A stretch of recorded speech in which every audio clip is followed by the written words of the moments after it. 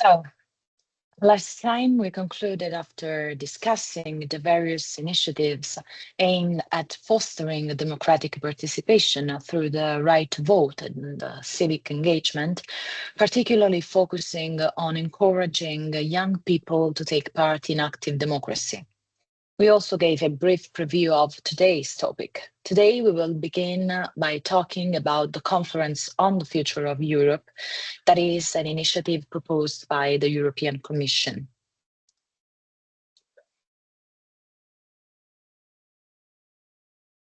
The Council's Conference on the Future of Europe took shape as a series of citizen-led discussions that enabled people from all across Europe to share their ideas and contribute to shaping our common future. The conference was a unique and unprecedented democratic exercise in which citizens had the opportunity to debate key priorities and challenges and to put forward the recommendations on the kind of Europe they want to live in. It lasted for 1 year, from April 2021 to May 2022, and concluded with the presentation of a final report containing 49 proposals and 326 measures addressed to the presidents of the European Parliament, the Council, and the European Commission. The three institutions followed up these proposals and measures, each within the scope of their own competences and in accordance with the EU treaties.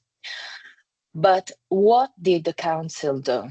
The Council remains fully committed to the conference process and to providing a swift response to citizens' concerns. Since the conclusion of the conference, the Council has adopted concrete implementation measures in areas such as the economy, social justice, external relations, energy, climate change, and health. For the stronger economy, social justice, and employment, it established the minimum wages, equal pay for men and women for the same work, gender balance on company boards, and strengthening geographical indications. About education, culture, youth, and sport, teaching about the green transition, involving young people in the EU, protecting the regional food products, digital transformation, fundamental rights in the digital space, fair competition among platforms, and a secure European digital identity, about European democracy, rules on political advertising, European citizens panels, the role of civic space, and about values and rights, rule of law, and security. It was involved in combating disinformation, countering information manipulation and foreign interference, and information sharing in terrorism cases. About climate change and environment, the emergency measures to address high energy prices, reducing greenhouse gas emission by at least 55% by 2030, lowering CO2 emissions from new cars and vans, and increasing energy efficiency and renewable energy. And in the field of health, strengthening response capacity for future pandemics and a comprehensive approach to mental health. EU in the world, they focused on EU active on the international stage, the EU support for Ukraine, the International Security Fund under the European Peace Facility, the reducing EU strategic dependencies in critical sectors, and in the field of migration, reform of the Pact on Migration and Asylum, and temporary protection for people fleeing the war in Ukraine. Most proposals have been implemented in the Council assessment. The Council services carried out a technical assessment to provide a detailed feedback on the proposals and measures contained in the conference final report. They concluded that the 95% of them can be implemented within the current treaty framework. The vast majority of proposals have already been implemented or are in the process of implementation. The assessment was first published in June 2022 and then updated in November 2022 and December 2023. It remains the only detailed and comprehensive evaluation providing specific feedback on each of the 326 measures mentioned in the conference final report. At the June 2022 summit held immediately after the presentation of the final report, EU leaders called on the EU institutions to ensure effective follow-up to the report and stressed the need to keep citizens informed. Ministers responsible for European affairs regularly discussed the follow-up to the conference in the General Affairs Council. For instance, they debated the possibility of moving from unanimity to qualified majority voting through the passerella clauses, and also discussed the measures the Council could adopt independently. As part of the follow-up, the Council has also worked on various initiatives included in the Commission's annual work programs for 2023 and 2024. And also, a citizen feedback event took place on the 2nd of December 2022. The three EU institutions met new citizens at the European Parliament in Brussels to inform them about the follow-up to the conference proposals. Citizens also had the chance to put their questions directly to representatives of the three institutions. About how did the conference work? The conference was a joint initiative of European Parliament, the Council of EU, and the European Commission, as I said, launched following the signing of joint declaration on the 10th of March 2021. For 1 year, citizens had the opportunity to share and debate their recommendation with one another and with the EU representatives, as well as with the elected politicians at national, regional, and local levels, social partners, and civil society representatives. The conference concluded on 9th of May 2022 with a closing ceremony during which the final report on the conference outcome was presented to the presidents of European Parliament, the Council, and the EU Commission. Presidency of the conference was about the three EU institutions, the Council, the European Parliament, and the European Commission, and they were represented by the three respective presidents who ensured the joint presidency of the conference. An executive board supervised the organization of the conference throughout its duration. The board, co-chaired by members of the three institutions, included the Council represented by its rotating presidency. So a small joint secretariat composed equally of officials from the three institutions supported the work of the executive board. Multilingual digital platform. What about multilingual digital platform? Because the organization of the conference was structured around four main pillars. Multilingual digital platform is one of them and was the central hub of the conference. It gave all citizens the opportunity to share ideas and submit contributions in any of the EU's 24 official languages. Contributions were collocated, analyzed, monitored, and published throughout the duration of the conference. A central feature of the conference were the European citizens panels. 800 randomly selected citizens from every background and corner of the EU and representative of Union's sociological diversity came together to discuss the future of Europe. After reviewing the contribution gathered on the digital platform, participants formulated their recommendation in the plenary session of the conference. Several EU member states organized national citizens panels composed of randomly selected citizens and based on the same principles of good deliberative practice as European panels.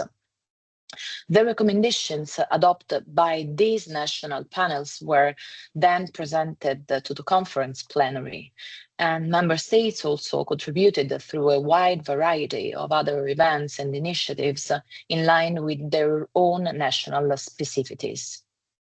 During the conference plenary sessions, members discussed the recommendation of citizens emerging from both European and national panels, as well as contributions gathered through the digital platform. Following these debates, plenary presented its proposals to the executive board, and plenary members included a representative of the three EU institutions, national parliaments, European citizen panels, and national panels events, and other stakeholders. But how did the Commission follow up? Commission follow-up to the results of the conference took place on the 17th of June, because the Commission published a communication presenting a detailed assessment of what is needed to follow up on the conference proposals and providing an overview of the next steps. It outlined how to build on the conference's lessons and integrate participatory democracy into the EU policy-making and legislative processes. For example, building on the success of the European citizens panels, the Commission will allow such groups to deliberate and make recommendations ahead of certain key proposals as part of its broader policy design and in line with the principles of better regulation. The Commission is currently organizing the first new generation citizen panel focused on stepping up action to reduce food waste in the EU. President von der Leyen announced also the first set of new proposals in her September 2022 State of the Union address and accompanying letter of intent. These proposals were also included in the Commission work program for 2023. And in December 2022, a few feedback event was held to maintain the momentum of the conference and update participating citizens. This event gave citizens the opportunity to learn how the three EU institutions were following up on the conference proposals. This was part of President von der Leyen's commitment to give Europeans a stronger voice in what the EU does and how it works in their interests. All Europeans, regardless of who they are or where they live, were able to participate. The conference also sought to reflect our diversity and to take Europe beyond its capitals, reaching every corner of the EU and strengthening the link between European citizens and institutions that serve them. So it achieved this through a multitude of events and debates organized around the conference across the EU, as well as through the interactive multilingual digital platform.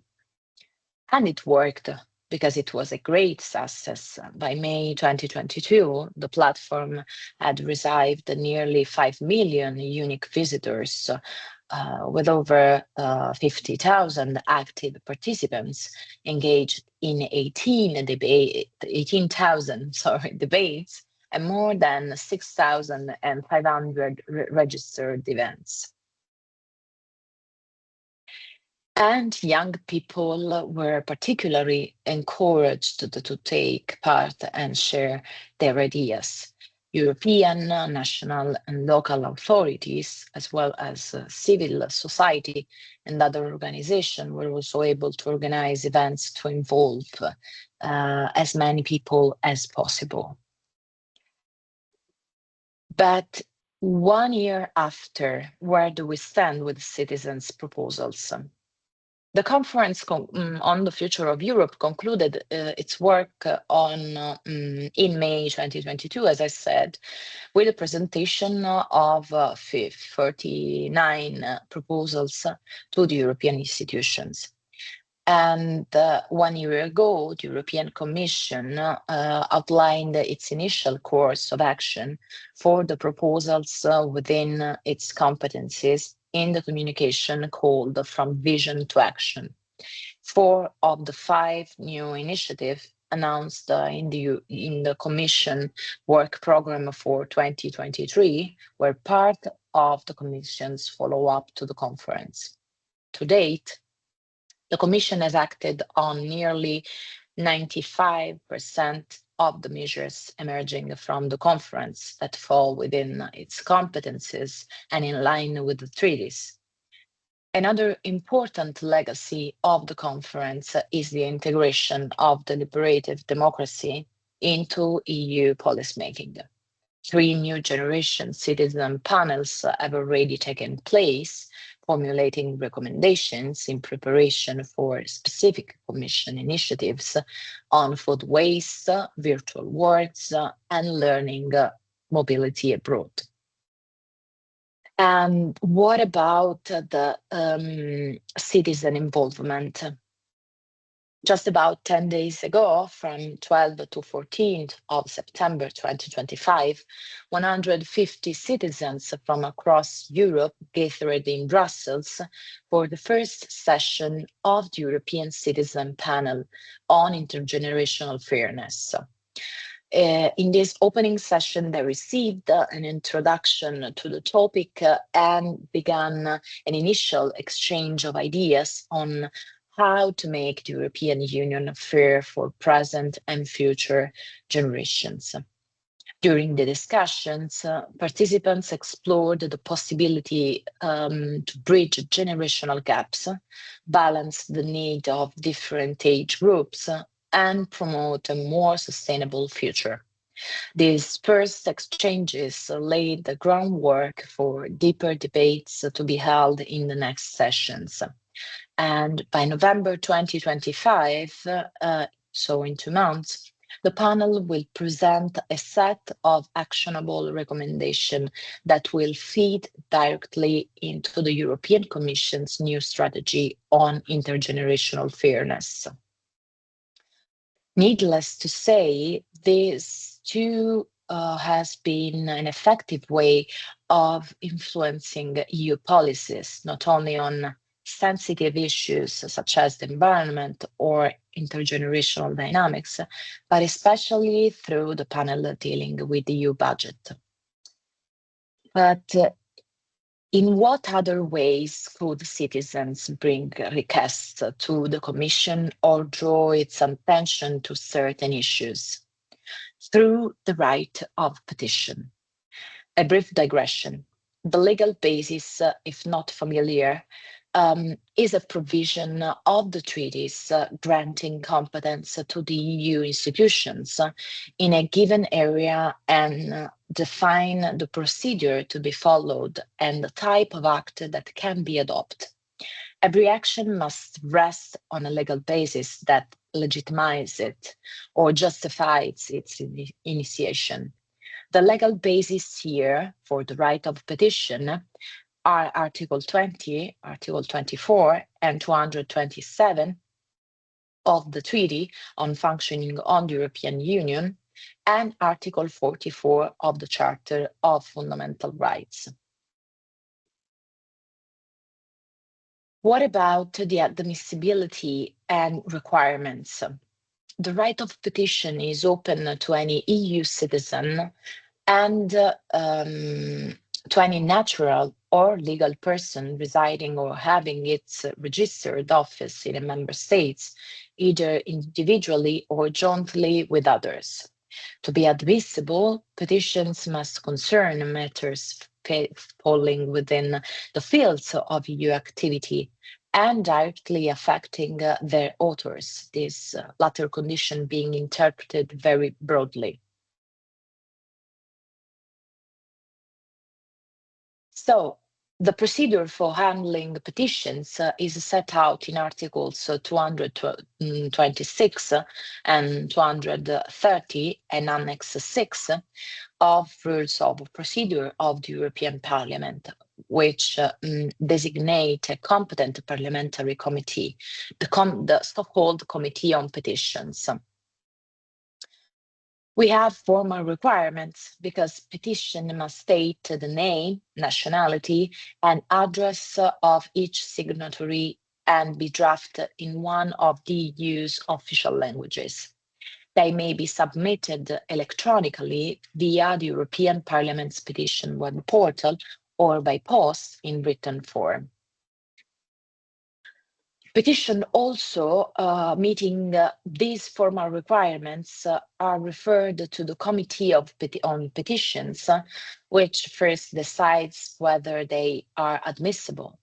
To this end, it checks whether the subject falls within the scope of the EU activity. Otherwise, the petition is declared inadmissible.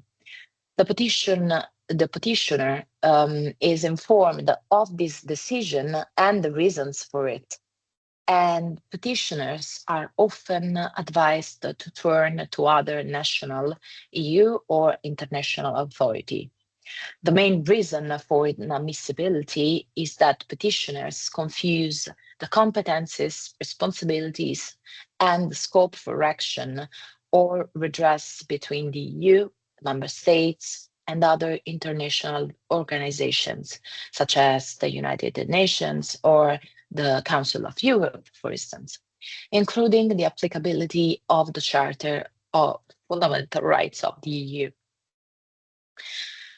The examination of petitions depends on the circumstances. The Committee on Petitions may take one or more of the following action. Ask the European Commission to carry out a preliminary examination of the petition and provide information on its compliance with relevant EU law. Forward the petition to other parliamentary committees for information or further action. A committee may, for example, give an opinion to the Committee on Petitions, debate, or consider a petition within its legislative, political, or oversight activities. If the petition concerns a specific case requiring individual examination, the committee may contact the competent institutions or authorities or intervene through the permanent representation of the member states concerned to find a solution. Take any other measure deemed appropriate to address the issue or provide an adequate response. The committee also decides whether to place petitions on the agenda of one of its meetings. In such cases, the petitioner, the Commission, and member state representatives are invited. At the meeting, petitioners may present their petition. The Commission responds orally and outlines its written reply, and member state representatives may also be invited to contribute. Also, members of the Committee on Petitions then have the opportunity to exchange views and propose further actions. In specific cases, the committee may decide to organize a hearing or seminar, conduct a fact-finding mission in the country or region concerned, adopt a mission report with the observation and recommendation, or prepare and present either a full report or a short motion for resolution to be voted on in plenary. And it may also decide to address oral questions to the Commission and or the Council and initiate a plenary debate. If the petition raises a general issue revealing incorrect transposition or application of EU law, the Commission may take measures against the member state concerned, including infringement proceedings.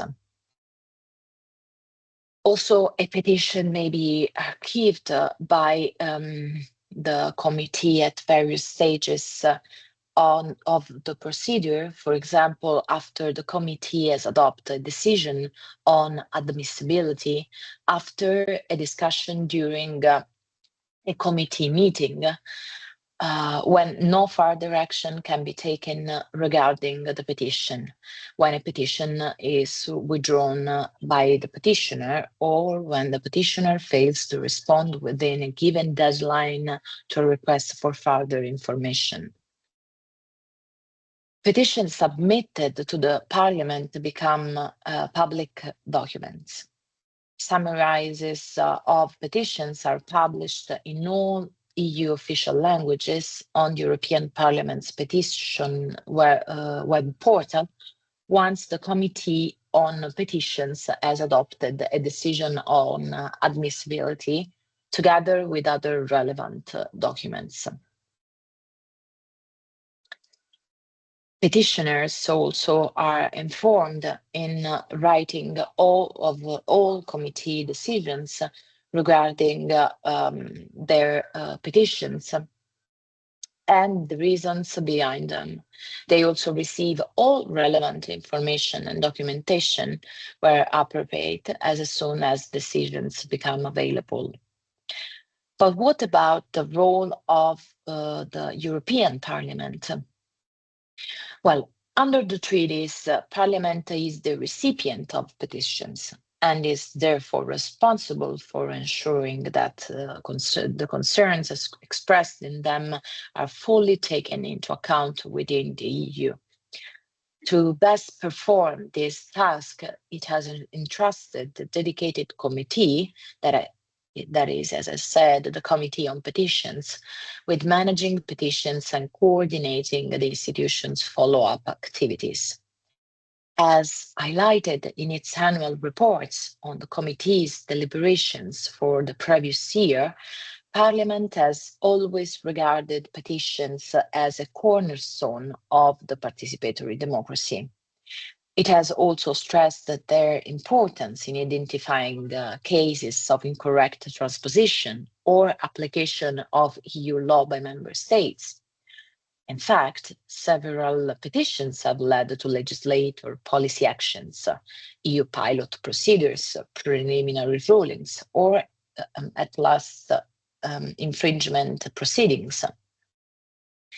The Committee on Petition is particularly active in the fields of fundamental rights, including children's rights, discriminations, minority rights, justice, freedom of movement, voting rights, also Brexit, as well as the environment and animal welfare, the internal market, social migration, trade, social rights, migration, trade agreements, and public health.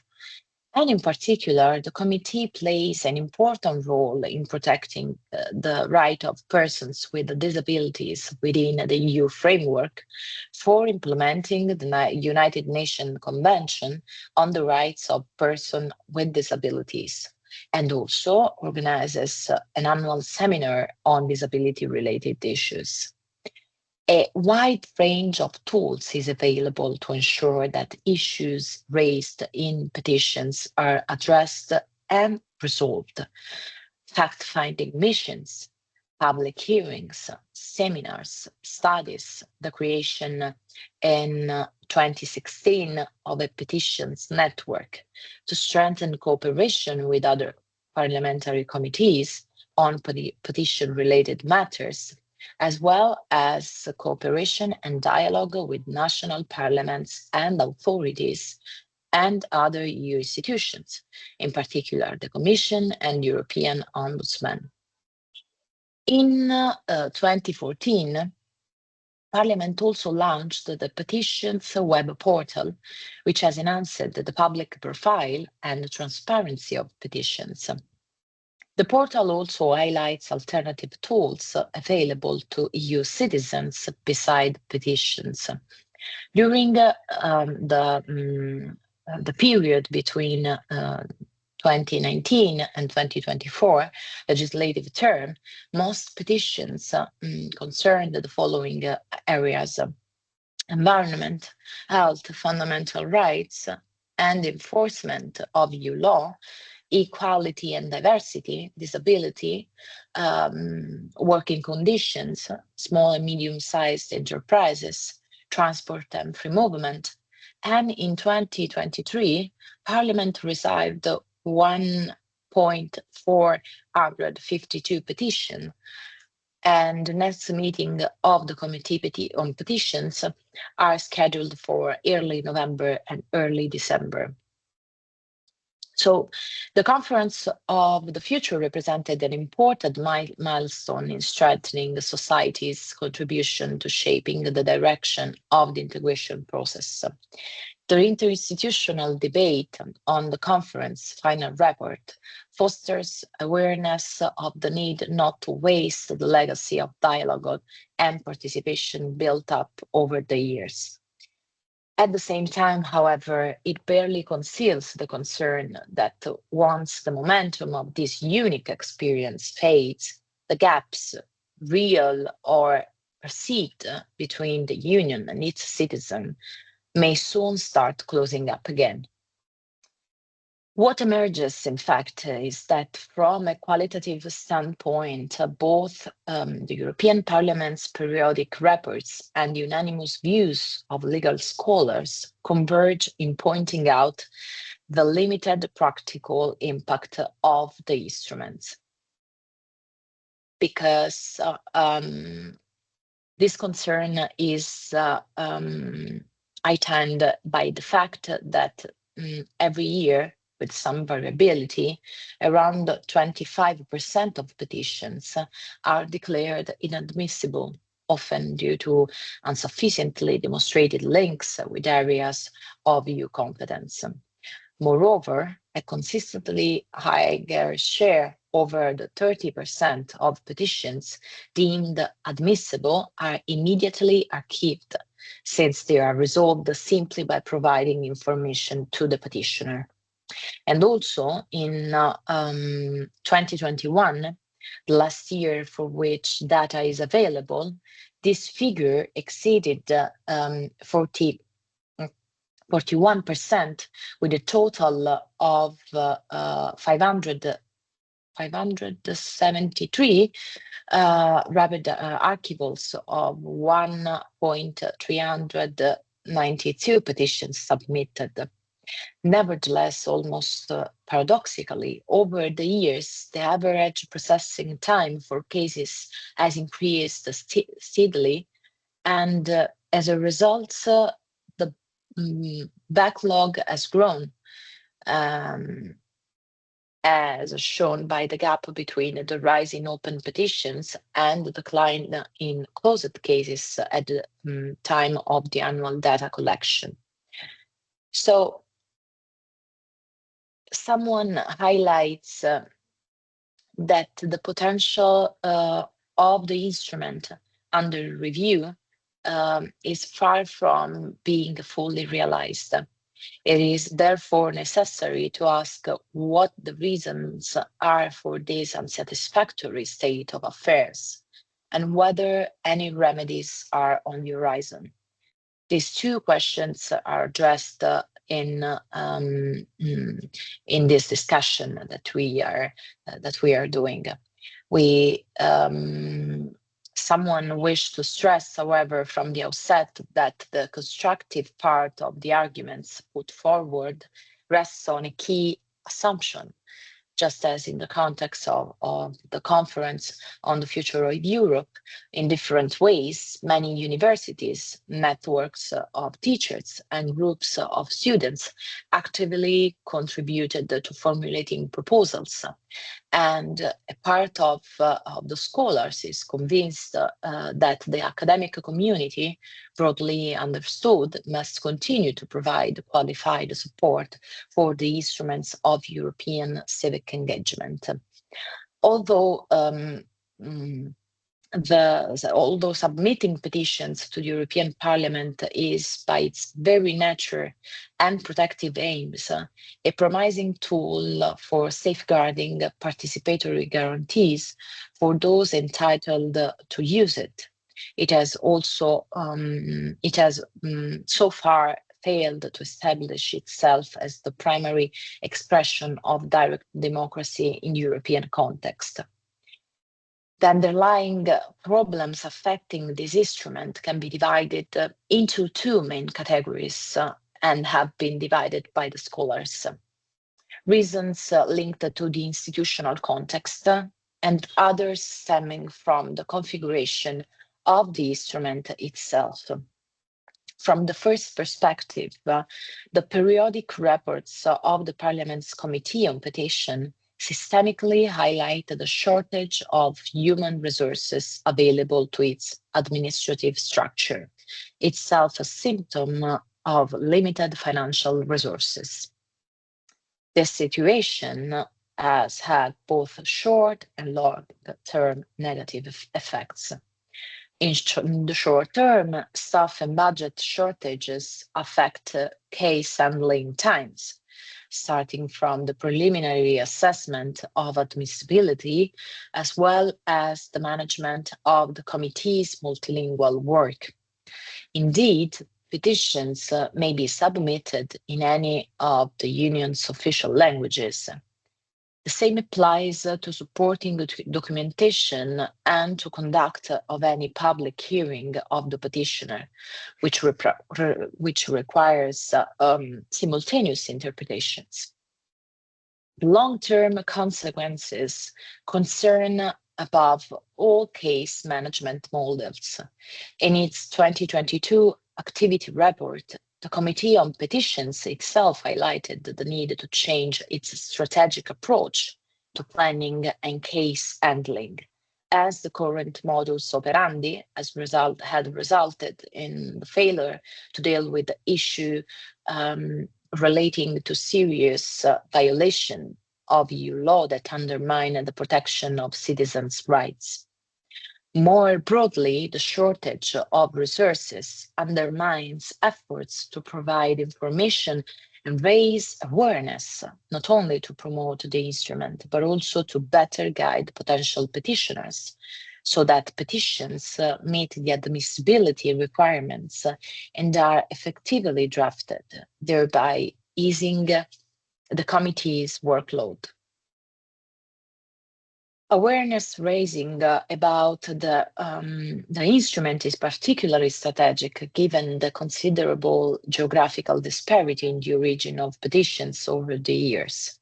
A large majority of petitions come from Spain, Italy, Germany, and also Poland, or from nationals of those countries, while in several member states the practice is almost absent or entirely marginal. From the second perspective, there is also criticism regarding the functional design of petitions. Scholars have noted that the impact of petitions is structurally limited by the fact that they are primarily used as a tool for direct and individual dialogue with institutions, while the pursuit of more ambitious and systemic goals of civic mobilizations remains secondary or is delegated to other instruments. And operationally, petitions to the European Parliament seem to suffer from an identity crisis due both to their broad scope of application and to their partial overlap with other instruments of direct individual or collective citizen participation. Issues of collective interest or human rights concerns may in fact follow different avenues such as the European Citizen Initiative that will be part of the next lesson, or compliance to the European Ombudsman, especially in the context of independently launched or strategic investigations. The same applies to other institutional avenues at national level, such as ombudsmen or guarantors, to name a few. And the European Parliament has recently argued that the Committee on Petitions is the body best placed to show citizens what the European Union does for them and what solutions it can offer at European, national, or local level.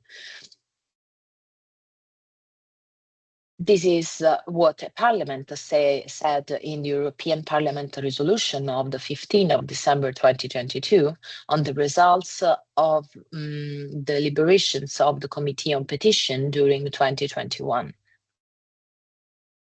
Well, beyond the unexpected tones of an institutional narrative, some have pointed out the clear gap between this statement and reality.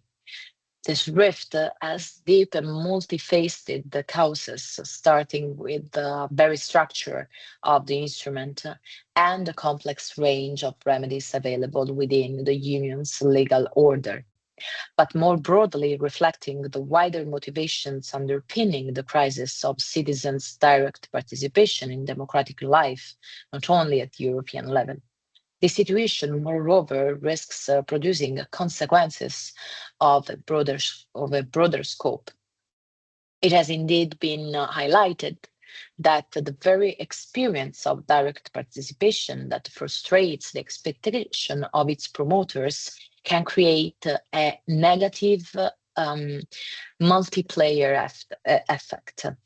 Historically, it has also been shown that the European Parliament's Committee on Petitions long opposed the creation of the Office of the European Ombudsman, precisely due to the risk of losing its central role within the system of non-judicial remedies at European level. And the issue of overlap with other remedies also rises in relation to compliance concerning improper implementation of EU law by member states. While domestic remedies remain available, including the recourse to local, regional, or national institutions, the Parliamentary Committee itself has at times acknowledged the overlap with the work of the European Commission, which in its role as guardian of the treaties regularly receives individual complaints. In this respect, it has been noted that petitions concerning potential breaches of EU law are sometimes treated as an inconvenient intrusion into a privileged relationship between the European Commission and national governments. Further shortcomings also concern the stage following the submission of a petition. First, the Court of Justice has clarified that neither inaction nor measures taken by the Parliamentary Committee in response to a petition are subject to judicial review, given the political nature of the instrument and the broad discretion accorded to the committee. Second, in any case, the toolbox available to the Committee on Petitions is overall limited. In many cases, a petition is referred to another parliamentary committee with the relevant competence with a view to adopting a resolution or to further exchanges with the European Commission, or more rarely with the government of the member state concerned. Other opinions, such as on-site visits or final reports, are reserved for exceptional circumstances. Moreover, although the processing of petitions can be monitored online, the available information does not clarify what outcomes one or more petitions on the same issue may have actually produced. And on this point, the Parliamentary Committee itself, in its 2021 activity report, highlighted the absence of a public register linking petitions to all the follow-up actions taken in relation to them. Looking to the future of the right of petition, therefore, requires a realistic yet constructive approach, promoting possible solutions to the current unsatisfactory state of affairs. Increasing the budget and staffing of the Committee on Petitions is a recurring issue, but one that cannot on its own structurally resolve all difficulties.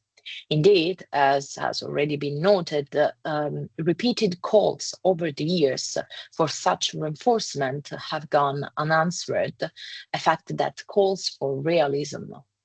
And moreover, the variability over time in the number of petitions and the unpredictability of the workload their ending requires risk making a simple strengthening of the committee's operational capacity and an efficient option in terms of cost-benefit ratio. So similar considerations apply to the idea repeatedly expressed by the European Parliament of boosting awareness-raising campaigns on this instrument. Here too, a centralized approach runs the risk of dispersing the communication efforts and failing to improve the quality of the committee's work. So what appears more promising instead is the planning of new methods of work management based on the analysis of the flows and types of petitions in order to design tailored organizational measures, both for promoting the instrument and for handling petitions submitted. Beyond redefined internal working models, starting with the triage to prioritize cases, this approach could also take shape in forms of operational cooperation between the Committee on Petitions and other stakeholders. From this perspective, the Committee on Petitions does not operate in a vacuum even today. It participates in the European network of ombudsmen, an informational network established in 1996 and coordinated by the European Ombudsman, bringing together national and regional ombudsmen from the member states, candidate countries, and other states of European Economic Area. The network aims to promote the exchange of information and the sharing of best practices among its members with a view to strengthening citizens' rights.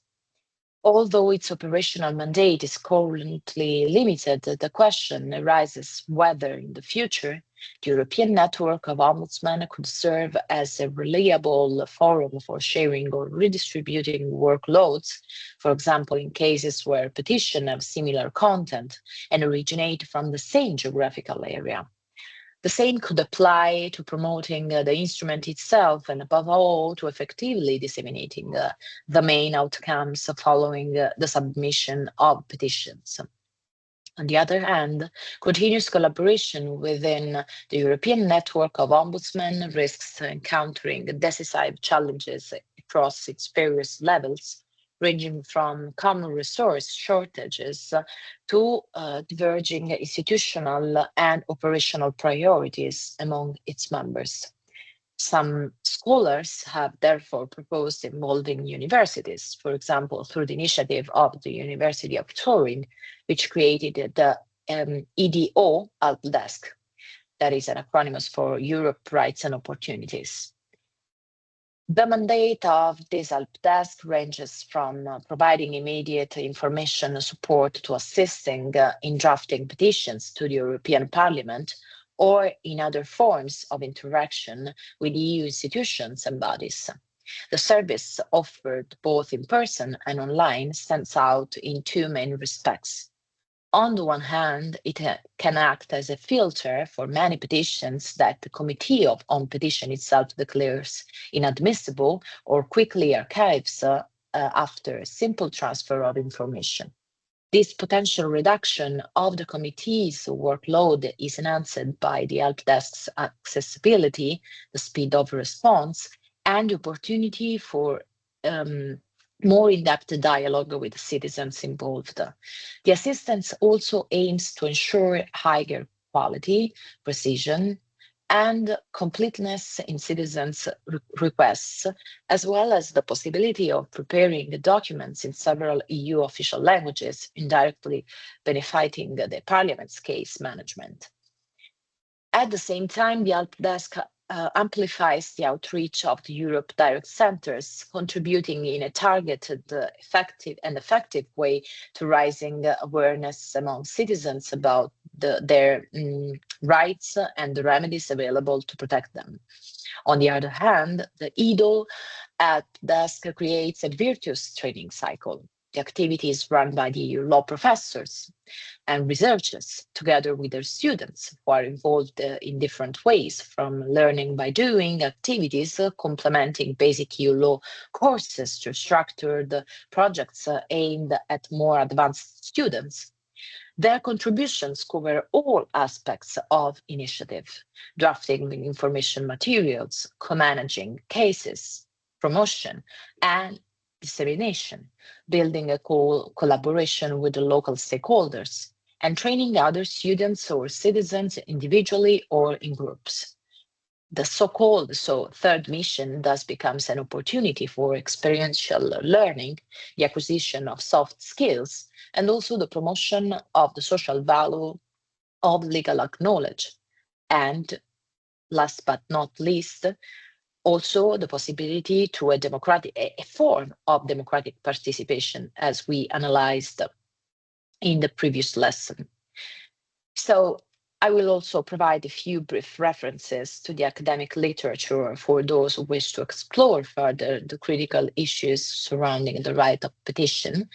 And I hope everything has been clear, but I have sparked some reflection on the exercise of the right of petition and the paths to make it effective. So thank you, and see you at the next lecture.